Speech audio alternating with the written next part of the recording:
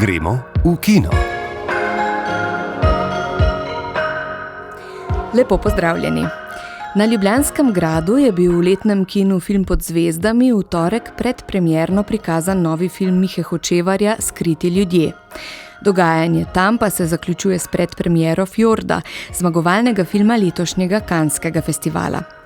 Letni kini se nadaljujejo tudi v avgust. Prihodnji četrtek se na primer na muzejski ploščadi Metelkova začenja letni kino Slovenske kinoteke. V oddaji se bomo posvetili še filmu Spider-Man Nov dan. To je sramota! Kdo je to naredil? Miha Hočevar, avtor uspešnic Jebiga, Gremo mi po svoje in Gremo mi po svoje 2, v svojem novem filmu Skriti ljudje pove zgodbo o Gutiju, ločencu, tega igra Blaž Šef, ki želi zgraditi rečni splav, in o Sigu, tujcu, ki se prebudi na bregu Ljubljanice brez spomina. Njega pa igra islandski igralec Olafur Darri Olafsson. Iskanje Sigove identitete oba protagonista popelje na pot osebnih preobratov, pri čemer film ponuja veliko humornih trenutkov in trenutkov nežnosti. Film Skriti ljudje po uspešni festivalski poti, prikazan je bil denimo že v Reykjaviku, v Bukarešti, v Gradcu, v Bergamu in v Portorožu, 8. oktobra začenja svojo pot po slovenskih kinematografih. V torek pa je bil predpremierno prikazan na dvorišču Ljubljanskega gradu v Kinodvorovem letnem kinu Film pod zvezdami. Ob tej priložnosti sva z Miho Hočevarjem posnela pogovor.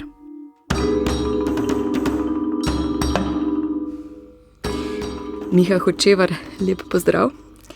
Skriti ljudje je prvo filmsko sodelovanje z Islandijo. Kako je sploh prišlo do tega? Ja, s Srđanom Koljevićem, scenaristom, sva se sprašvala, katera država bi bila primerna za zgodbo. In je bila Islandija, pol obema nama simpatična, čeprav še nisva bila takrat. In potem je seveda logično, da je tudi glavni igralec Islandec. In ko sem zagledal njegovo faco, ko sem kliknil islandski igralci, je bil prvi se je pojavil in sem rekel, to je to. Sicer sem potem kot pravi profesionalec pogledal še vse ostale, ki jih ni ravno veliko, če smo iskreni. Malo manj kot v Sloveniji celo. Še vedno je bil on najboljši, tako da to je to. Ja, omenjeni igralec je Olafur Darri Olafsson, ki je za vlogo Siga v filmu prejel nagrado za najboljšega igralca na festivalu slovenskega filma. No, drugo glavno vlogo pa igra Blaž Šef. Ja, Blaž je pa naš igralec iz Mladinskega gledališča. Njega sem tudi takoj si določil, sploh v smislu kontrasta z Darjem, ker sta ta prava badi, kot rečemo, par, res v telesnem kontrastu, pa tudi po neki živahnosti. Odkot pa je prišla ideja za scenarij? Kako je to nastalo? Torej, omenili ste že, da ste pisali scenarij skupaj s srbskim scenaristom Srđanom Koljevićem. Kako pa je potekalo to sodelovanje?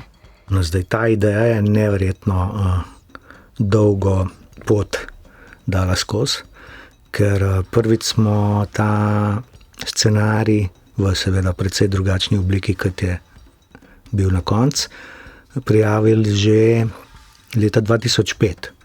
In takrat je bila pač ideja, nekdo gradi splav ob Ljubljanci, ima zoprne sosede, sreča nekega tujca in pol gre ta skupina malo odisejico tle po reki pa okoli. Potem so bili pa drugi filmi, kot vemo, Gremo mi po svoje, pa In minevajo leta in potem smo spet prijavili leta 17 in leta 19, potem končno dobili zeleno luč, potem je bila pa korona 1, korona 2, Tako da danes mineva, včeraj je minilo 4 leta, so minila 4 leta od prvega dneva snemanja. Tako da je kar smešeno vse skupaj, koliko se je vleklo. Ampak pač, više sile, okoliščine, ni važen, ker rezultat je pa tak, kot smo si želeli, in upam, da bo všeč tudi unim, ki ga bojo prišli gledati. Kdaj v procesu pa ste se odločili za naslov Skriti ljudje, ki se meni zdi zelo posrečen? Nekje skupaj z odločitvijo, da bo Islandija. Zato, ker to temelji na njihovem nekakšnem nordijskem mitu Huldufolk, to so tam pri njih neka pravlična bitja, v katere mnogi verjamejo. Strinjajo se pa zgolj v tem, da jih verjetno otroci lahko vidijo, ostali pa ne. Več pa pustimo za. No, močna tema v filmu je poleg prijateljstva tudi uresničevanje želja nekih sanjskih projektov, pa tudi ponovno vzpostavljanje življenja po nekih težkih preizkušnjah. Ja, se pravi skozi dovolj lahkotno pripoved in neke komične momente povemo še te bolj žalostne stvari o ljudeh, pa o zgodovini junakov, se pravi pretežno teh dveh glavnih. Je pa seveda še precej likov zraven, ki ima tudi vsak svojo zgodbo. Pomembno vlogo v filmu ima tudi reka, tako kot ste tudi povedali, da že v bistvu, ko ste leta 5 dobili idejo, je bila tudi že ta reka zraven. Ja, osnova je bila ob Ljubljanici nekje na robu mesta, ker me je ta naša lepa reka od nekdaj fascinirala, nikoli pa nisem imel raven prilike, da bi kaj tam posnel. Parkrat sem se peljal s kakšnim čolnom ladjico, to je pa vse. Itak voda me, tudi na morju bi rad film posnel, samo malo imamo preveč oblegano obalo, ni lih prostora, ampak okej, mogoče se najde kdaj spet kakšna možnost za kakšno koprodukcijo, pa bom na morju snemal. Glede na to, koliko uspešnih filmov je pri nas nastalo v zadnjem času, med tem je vsekakor tudi vaš, zdaj pa se spet obetajo finančni rezi. Bi morda kaj povedali glede tega? Nekoč so rekli, knjiga je orožje, vzemi jo v roko, film je tudi, vzemimo ga v roko. Zdaj pa hoče orožje kupovati na polno, a ne, namesto da bi se usedli pa zmenili, pa da gledamo filme, poskrbimo za to, da bomo imeli hrano v prihodnjih letih, ki nas bojo tolkle tele vremenske spremembe. Ne, mi bi orožje. Dobar, najbrž imamo res najpametnejše ljudi na svetu na oblasti, tako mi kot kdo drug, pa da vidimo, ampak ne bo dober. Upajmo na najboljše. Miha Hočevar, hvala za pogovor in srečno z ustvarjanjem naprej. Hvala vam za povabilo in lep pozdrav vsem gledalkam in gledalcem. Are you familiar with this Romanian saying, Bataia e rupta din rai? Yes, beating is coming from heaven. Letni kinofilm Pod zvezdami se zaključuje jutri v soboto s Fjordom Kristjana Mondživja. Osredinjen na romunsko-norveško družino s 5 otroki, ki se iz Romunije preselijo na norveško odmaknjeno vasico ob Fjordu. Družini pa okolica kmalu začne očitati nasilje nad lastnimi otroki. Glavni vlogi staršev igrata norveška igralka Renate Reinsve, ki jo poznamo iz filma Sentimentalna vrednost, in romunski zvezdnik Sebastian Stan. Med drugim je odigral vlogo Donalda Trumpa v filmu Vajenec. Mondžiju, ki je svojo kariero začel kot novinar, svoje teme izbira iz časopisnih člankov, kar je naredil tudi tokrat, kot je povedal na novinarski konferenci v Cannesu, kjer je za film prejel glavno nagrado Zlato palmo. Like always, I allow some years to pass between this moment when I read a piece of news and the moment when I decide to make a film about it or starting from it. Kot vedno sem tudi tokrat pustil, da je minilo nekaj leto takrat, ko sem prebral članek v časopisu, do trenutka, ko sem se lotil pisanja scenarija s tem izhodiščem. Nikoli namreč nočem poustvariti tega, kar se je zgodilo. Rad pa se lotim nečesa, kar se dejansko dogaja v naši družbi in se mi zdi pomembno na to opozoriti. Vedno pa je zame tudi pomembno, da se novica, ki sem jo prebral, v meni do neke mere ohladi, preden se je lotim obravnavati za film. Pred 10 leti sem torej najprej začel brati o tovrstnem domačem nasilju. Pred 4 leti sem se takšnemu dogajanju zares posvetil. Šel sem na Norveško in se pogovarjal z ljudmi, ki so prestali nasilne razmere. Pred 2 letoma sem nato začel pisati scenarij. Takrat sem imel že veliko podrobnih informacij o tovrstnih primerih. V filmu so na neki način zajeti vsi primeri, ki sem jih preučeval. Čeprav gre za fikcijo, so detajli potem takem rezultat mojih raziskav stvarnega dogajanja, na katerega sem naletel v pravnih sistemih. documentation that I've been doing. Mungiu svoje filme vedno strukturira okrog pomembnih družbenih tem.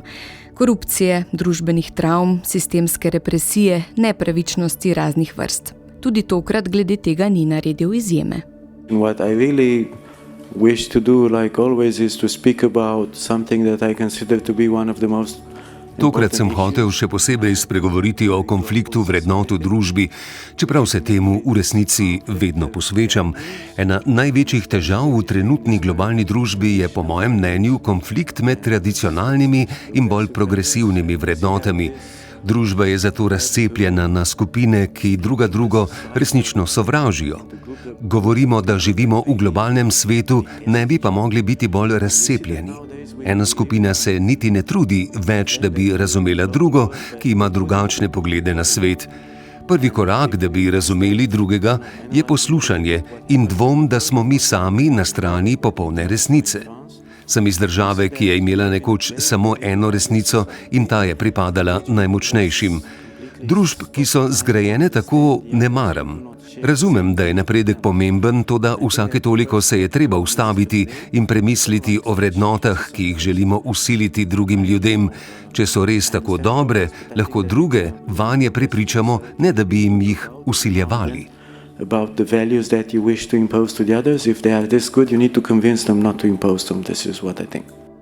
Liki v filmih Kristjana Mungiuja so vselej večplastni, zato tudi njihovo ravnanje in odzivanje v situacijah, v katerih romunski cineast v svojih delih postavlja, ni enoznačno, preprosto, skladno. Ljudje, kot jih prikazuje, se izmikajo potencialno preprostim sodbam in razlagam gledalcev. Prav s to dvoumnostjo jim doda pomemben nanos realizma. Actually, I think life is ambiguous. So if you do a cinema inspired by life and reality and you wish to respect this... Življenje samo je dvoumno. Če torej želimo narediti film z izhodiščem v resničnosti in želimo to resničnost spoštovati, mora film ohraniti to dvoumnost s pomočjo dejanj predstavljenih likov. Ko se za nekaj odločimo, ne vemo vedno, zakaj smo se tako odločili. Vse se ne odvija na zavestni ravni. Ne verjamem filmom, ki mi potrdijo nekaj, v kar že tako ali tako verjamem. Takih filmov kar mrgoli. Tudi izbira del na festivalih v zadnjih 10-15 letih potrjuje, da imajo ljudje radi takšna, ki se odpovejo dvoumnosti, odprtosti. Toda filmi bi gledalce morali spodbuditi, da bi se vprašali o svojih mnenjih in vrednotah. Živimo v svetu, v katerem trendi narekujejo tudi mnenja. V svetu, kjer je težko misliti drugače, kot to počne večina, izven trenda. S svojimi zadnjimi filmi sem se trudil prav v tej smeri. Danes moraš biti drzen, če želiš izraziti nekaj, kar nasprotuje glavnemu toku, in zato si prizadevam. To express something which is different from the main view and that's what I'm trying to do. Jutri torej Kinodvor zaključuje svoj letni kino na Ljubljanskem gradu s predpremiero novega filma Kristjana Mungiuja Fjord. V podkastu oddaje Razgledi in razmisleki pa lahko poiščete moj pogovor z romunskim režiserjem, ki sva ga posnela ob premieri njegovega filma MRI pred 4 leti.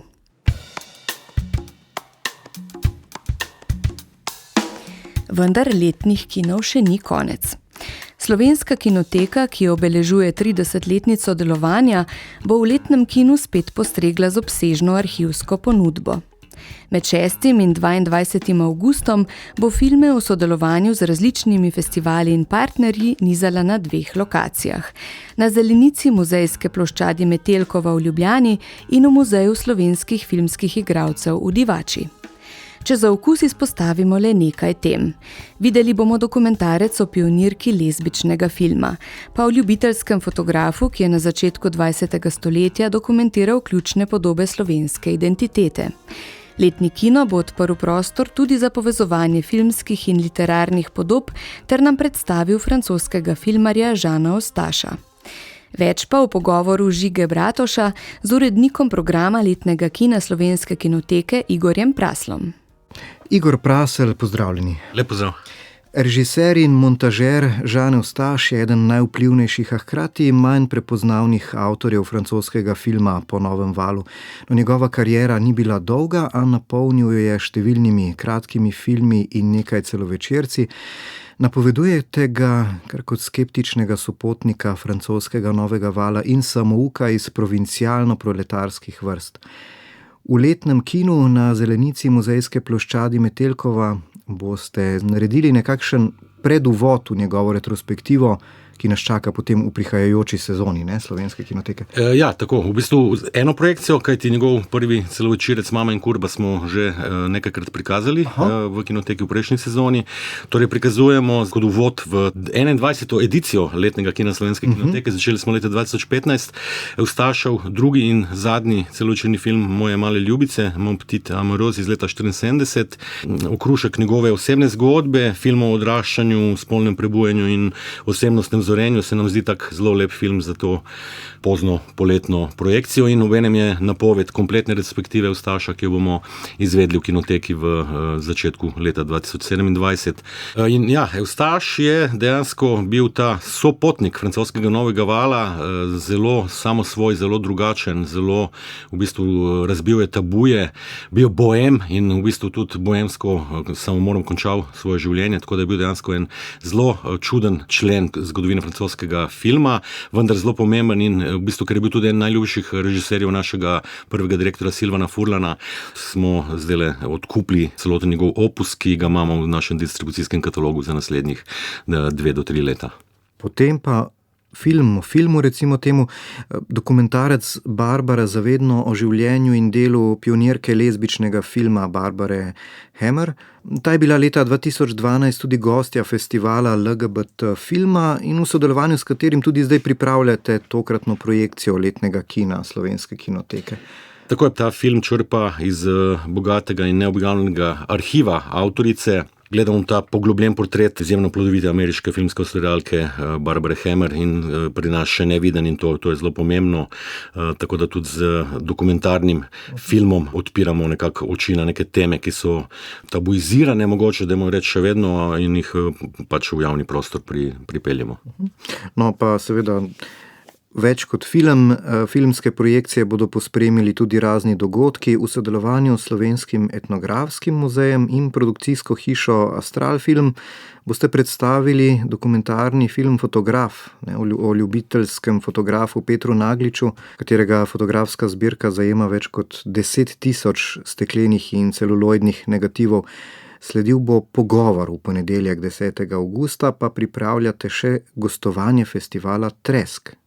Ja, tako je, to je že standardno gostovanje v sodelovanju z Radiem Študent, torej prikazujemo najboljše animirane oziroma videospote iz natečaja Tresk, to je nekako že stalnica, ta večer se potem podaljša z rahlim DJ-janjem v pozno noč. Je pa potrebno povedati nekaj več seveda tudi o filmu Fotograf Mihe Čelarja, torej zgodba o življenju fotografa Petra Nagliča. V tem trenutku mislim, da je na ogled še vedno tudi v razstavi v prostorih Slovenskega etnografskega muzeja tudi razstava. In zelo zanimiv film, kajti Miha Čelar je potem v sodelovanju z vnukom fotografa Nagliča, Matjažem Šporarjem in kuratorjem Barbaro Čeferin iz Galerije fotografija in Mihom Špičkom iz etnografskega muzeja, ki bodo tudi sodelovali na pogovoru, nekako nam pot tega amaterskega fotografa, ki je bil pri nas še dokaj neznan, nam jo je prikazal s tem, da imamo tudi recimo Jožeta Suhadolnika, fotografa, ki se ukvarja tudi z analogno fotografijo, ki poskuša reinterpretirati na istih pozicijah, kot je Naglič fotkal danes te njegove fotografije.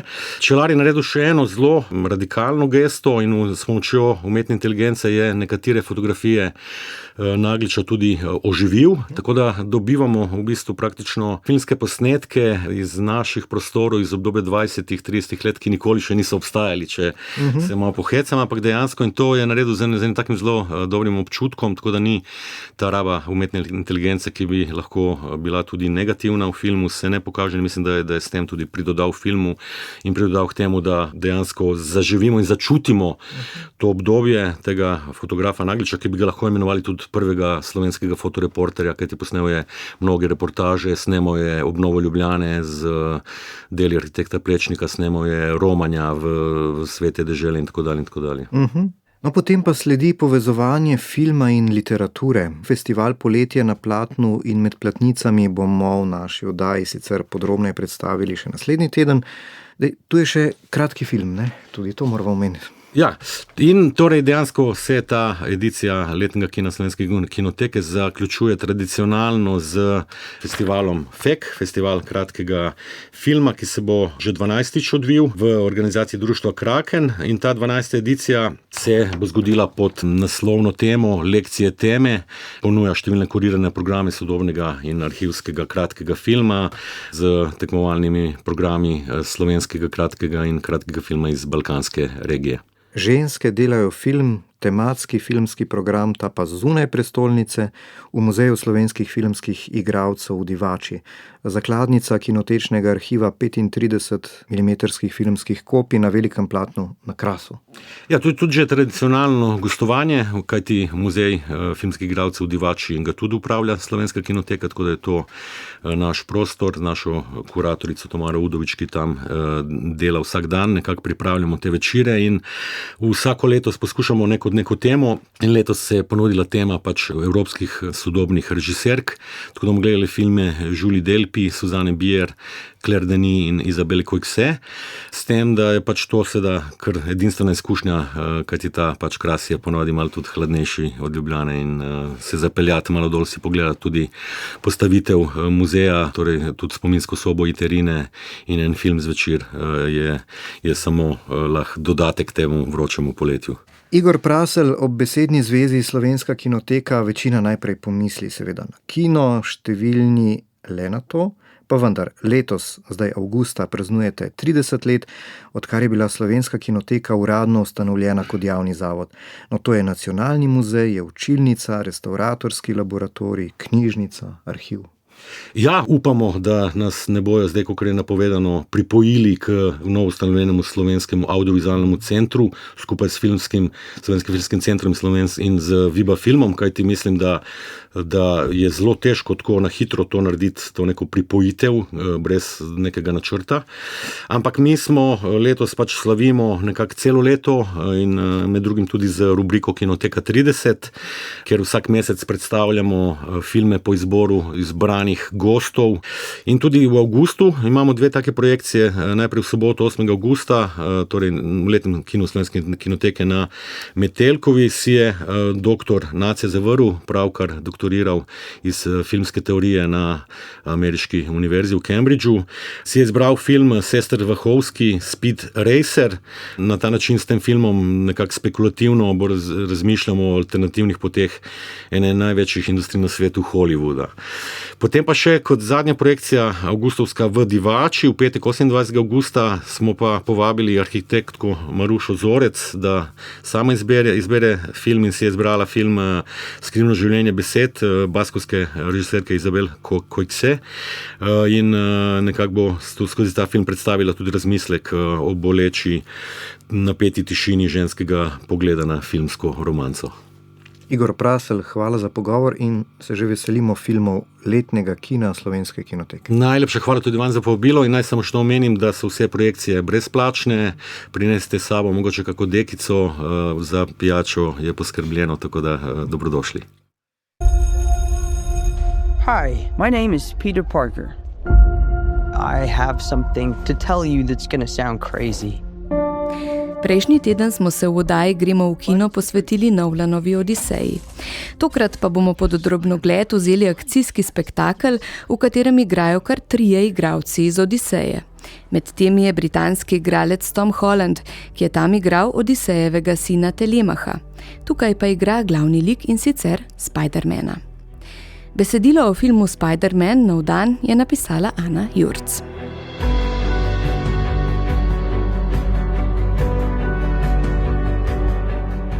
Studio Marvel je Spidermana po 10 letih in 3 filmih končno vrnil tja, kamor spada, na ulice New Yorka.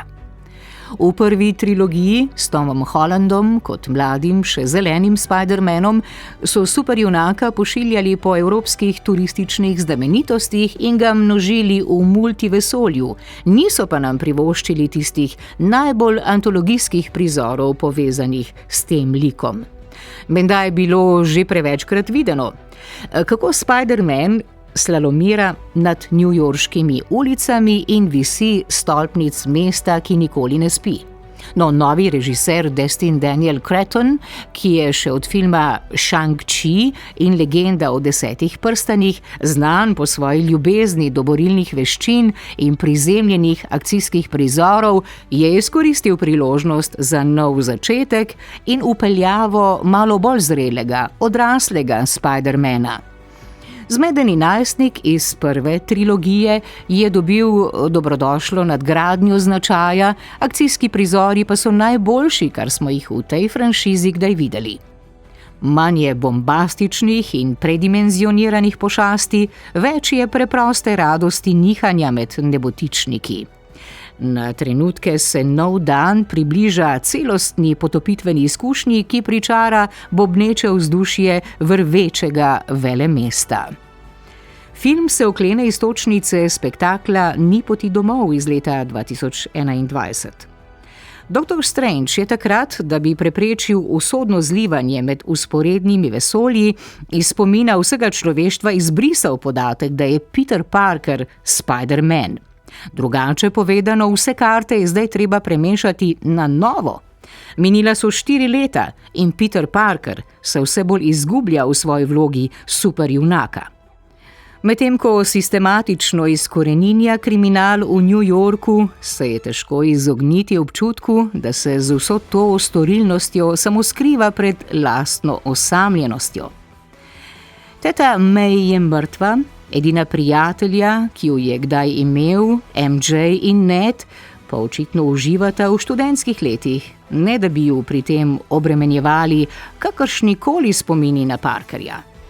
Peter, ki svoje večere preživlja v zanikrnem podstrešnem stanovanju, ju mazohistično zalezuje na družbenih omrežjih in se niti ne poskuša zbližati s kakšnim novim človekom. Stres te brezizhodne situacije v njem sproži tudi telesne spremembe, če je prej svoje palkove mreže proizvajal in sprožal sintetično, so zdaj začele same brizgati iz njegovih zapestij. Te nenadne spremembe v DNK-ju služijo kot opomin, da je Peter vendarle drugačen, mutant. In film se v tem vidiku, seveda znotraj parametrov blockbusterja, spogleduje celo z žanrom telesne grozljivke. Bi moral Spider-Man pustiti, da ga skrivnostna mutacija nadgradi v še bolj učinkovit borilni stroj ali pa naj se upre postopnemu razčlovečenju? Medtem ko naš junak premleva to dilemo, se naden spravi skrivnostna entiteta, ki očitno lahko preskakuje med telesi nič hudega slutečih gostiteljev in se jim naseli v možgane. Ustvarjalci filma so se neznansko trudili skrivati, kateri antologijski stripovski lik, ki ga igra Sadie Sink, je osrednji antagonist zgodbe, ampak vse teorije oboževalcev so se izkazale za pravilne. Spider-manova zgodba je naposled trčila s stripovskim svetom, v katerem se gibljajo mutantski možje X. Med svoje zaveznike Spider-Man lahko šteje Črno vdovo, njo igra Florence Pugh. Ta svojim štorastim slovanskim naglasom poskrbi za zabaven intermezzo. Drug zaveznik je profesor Bruce Banner, ki pa se bo seveda na neki točki napihnil v neobvladljivo zeleno pošast, Hulka. Malo manj prepričljiva je njegova bromanca s Frankom Castlom alias kaznovalcem, žilavim vojnim veteranom in silakom, ki pretirava svojim karikiranim mačizmom. Igra ga John Bernthal, kar števec igralcev iz Odiseje pripelje na 3, druga 2 sta seveda Tom Holland in Zendaya. Najbolj prizemljeni in človeški prizori v filmu so tisti, v katerih se Petrova pot končno križa z MJ-no.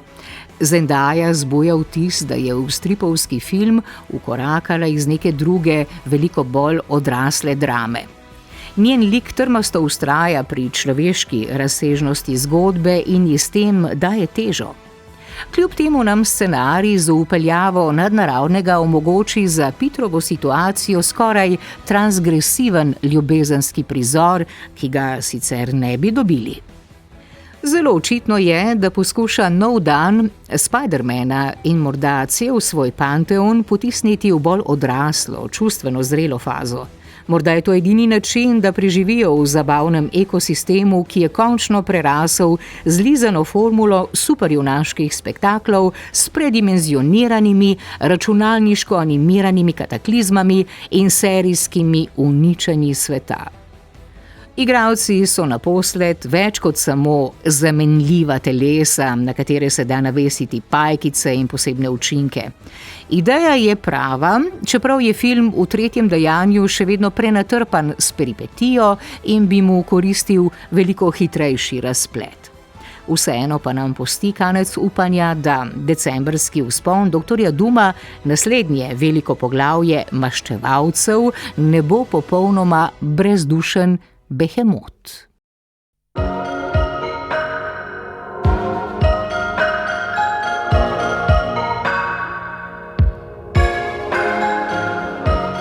Poslušali ste oddajo Gremo v kino. Brala sta Igor Velše in Lidija Hartmann, glasbo je izbrala Alma Čelik, za zvočno podobo je poskrbel Blaž Komše, skozi oddajo pa sem vodila Tesa Drev.